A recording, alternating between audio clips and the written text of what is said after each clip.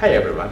In this video, I will show fundamental scattering phenomena reflection at the flat interface of two media. Suppose a non-magnetic isotropic two media having permittivities epsilon 1 and epsilon 2, and we use the XYZ coordinate system. The incident plane is XZ plane. And we use exponential minus I omega t convention for monochromatic waves. Omega is angular frequency and t is time. And we use wave vector k, so kx and ky equals 0 and kz equals the square root of epsilon k0 square minus kx square for propagation waves.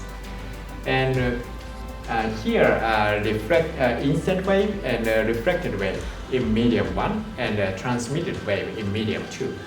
So let's go through the p-polarized propagation waves. So here magnetic fields have the y component for incident wave, reflected wave and transmitted wave. And electrical fields are expressed by using Ampere's law having x and z components. So we can check that E cross H directs to the wave vector k in the schematic illustrate.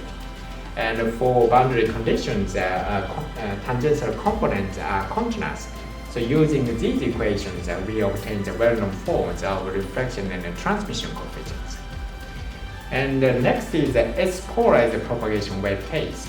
And now electrical fields have the y component and the magnetic fields have the x and the z components. Using the same boundary conditions, we obtain the reflection and transmission coefficients.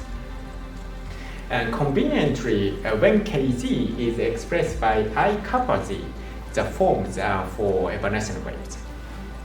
For summary, in two media, reflection and transmission coefficients for P and S polarized propagation and evanescent waves are presented. That's all. See you in the next video.